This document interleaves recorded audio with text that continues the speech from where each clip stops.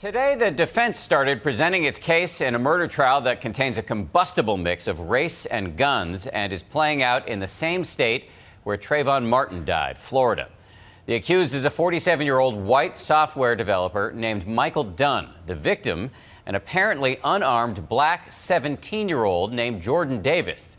The alleged motive, loud rap music. ABC's Ryan Owens is on this story for our series, Crime and Punishment. Is it possible this rap song could be a motive for murder? Possible that a 17-year-old is dead because he wouldn't turn down the volume? That's the stunning accusation of prosecutors in the state of Florida versus Michael Dunn. Michael David Dunn pointed a semi-automatic pistol at 4 unarmed kids from a distance much closer than you and I, and then drove off. Police say the software developer fired 10 shots at that SUV, killing Jordan Davis back in November of 2012.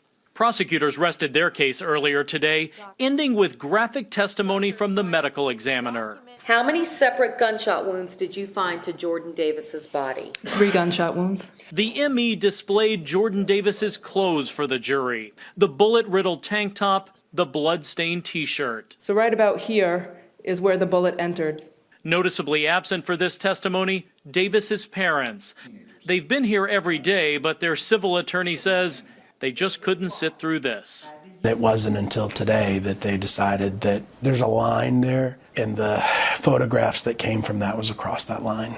It can't be easy for them to even be in the same room as the man who admits to killing their son. It's not, and it hasn't been for the past year. They did watch in dramatic fashion as a firearms expert showed the jury the semi-automatic pistol that ended the teen's life. But the most powerful part of the prosecution's case came from a most unlikely source, Michael Dunn's fiance. And what did the defendant say? Oh, I hate that thug music.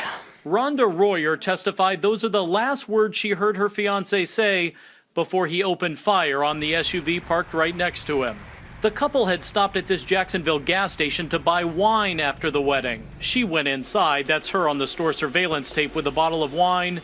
Next, gunfire. Oh my God, somebody's shooting. Somebody is shooting out their car. I heard pop, pop, pop. Royer says she ran outside and Dunn told her to get back in the car. Did you see a firearm at that point in time? Yes, Michael was putting it into the glove box. Prosecutors say Dunn hit the SUV 9 times, including several shots to the back of the vehicle as the driver was pulling away.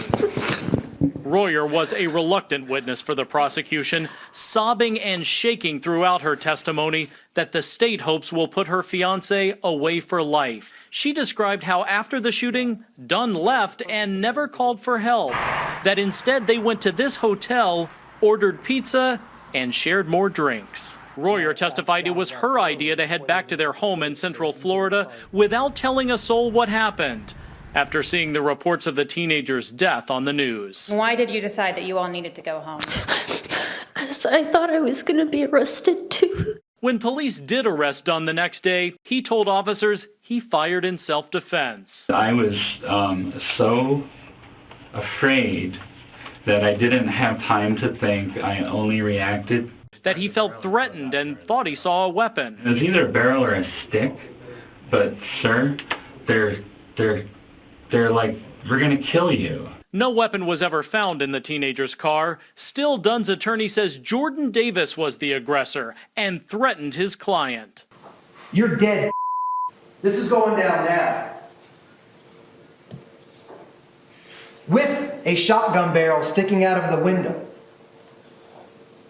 Or a lead pipe. Whatever it was, it's a deadly weapon. This afternoon, on day 4 of this high-profile trial, the defense began its case, calling character witnesses to say quite simply, Dunn is a good guy. Are you aware of Mr. Dunn's reputation for peacefulness? Yes, very nice guy. The defendant's son, Chris Dunn, took the stand to defend his dad. He's my father. The defense showed the jury wedding pictures from the night Chris got married. It was just after Michael Dunn left the reception that the shooting happened. Dunn himself has not commented publicly on his side of the story, but since being in jail, he has written many letters. They've now been submitted as evidence. In a letter dated July 14th, presumably to his fiancée, he writes, "I just got off the phone with you and we were talking about how racist the blacks are up here. The more time I am exposed to these people, the more prejudiced against them I become." In another letter to his grandmother, he complains, "The blacks seem to be calling the shots in the media and the courts." In yet another letter, he acknowledges comparisons to the Trayvon Martin shooting. Corey, my attorney, says I have a much stronger case of self-defense than Zimmerman does. This case does seem to have a lot of parallels to the George Zimmerman trial, right down to the prosecutors. Jordan Davis, gasping for air. These are the same two who tried to get a conviction against Zimmerman. I don't see how stand your ground applies there. But in this case, with Michael Dunn, it's just straight defense. How reasonable was he in reaching into his glove compartment, pulling out a 9mm, and then pulling the trigger, not once, like George Zimmerman, but 2, 3, 4, 10 times. To make his defense stick, many legal experts believe Dunn needs to get up before this jury and explain what happened that night. The family wants answers, and only Michael Dunn can give those answers. So it seems odd, but they actually want to hear from their son's killer? They do. It's unfortunate in America that the young black child doesn't get the benefit of the doubt. The defense says they only have 1 or 2 witnesses left.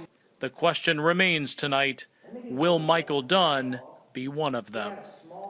I'm Ryan Owens for Nightline in Jacksonville, Florida.